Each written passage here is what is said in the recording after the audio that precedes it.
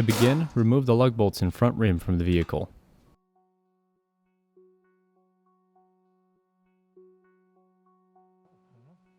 Once the wheel has been removed, remove the single bolt that pinches the strut to the front strut fork.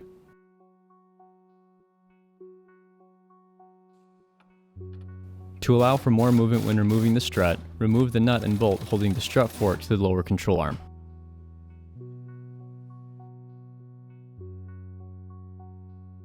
Depending on your model, it may be necessary to remove a front strut tower bar to allow access to the strut's top mount hardware.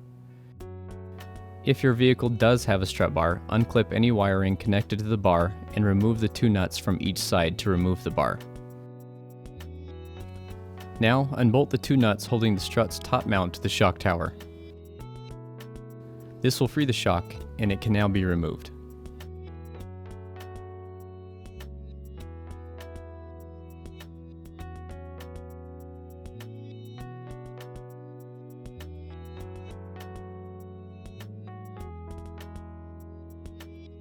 The OEM upper strut mount will be reused with a Raceland coilover. Using spring compressors, remove the top nut from the shock to free the mount from the nut.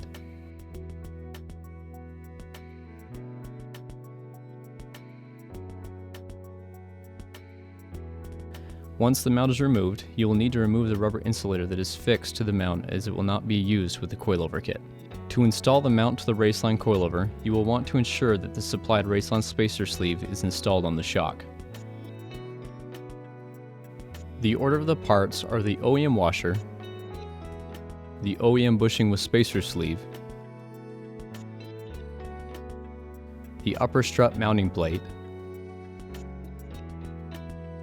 the top OEM bushing, the OEM washer, and then the supplied Raceland nut. Tighten the nut to secure the top mount to the coilover spring.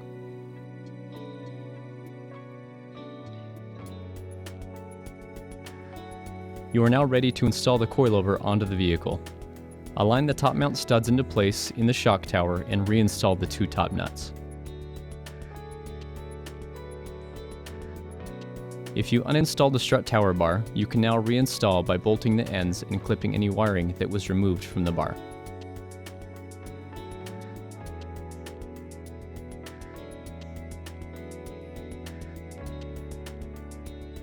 For ease of installation, you will bolt the strut fork to the shock body first. Lift the strut fork into place, make sure that the strut is fully seated, and retighten the bolt.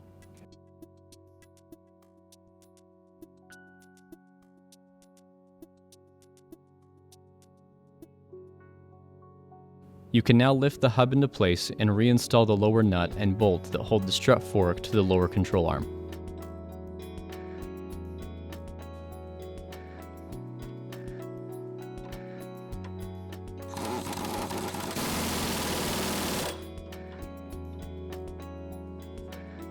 The front wheel can now be reinstalled as installation for this corner is complete.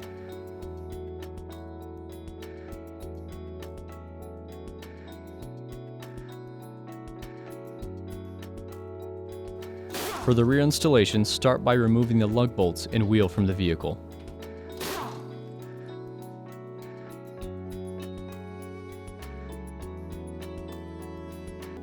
Next, you will need to detach the upper control arm from the hub by removing the single bolt holding the two together.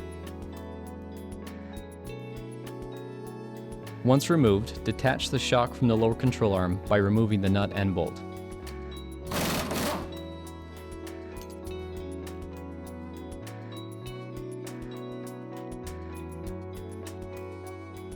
In the trunk, the carpet will need to be peeled back in order to access the upper strut mount's hardware.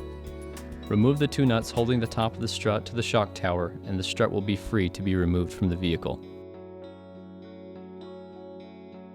Using spring compressors, remove the top nut to free the rear mount from the OEM spring.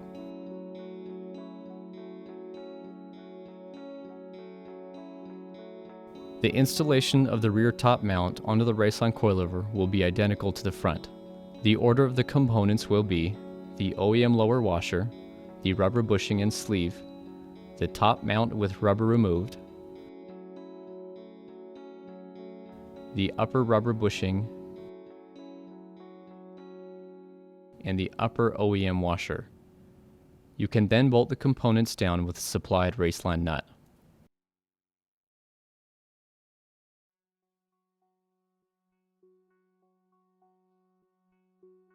You can now start the installation of the rear coilover.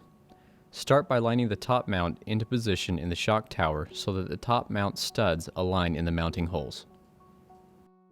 Reinstall the two nuts that hold the top of the coilover to the body of the vehicle, and you can now place the trunk carpet back into place. Once the top of the coilover is bolted to the vehicle, you can lift the hub to align the lower mount with the lower control arm. Slide the bolt through and tighten the nut on the other side.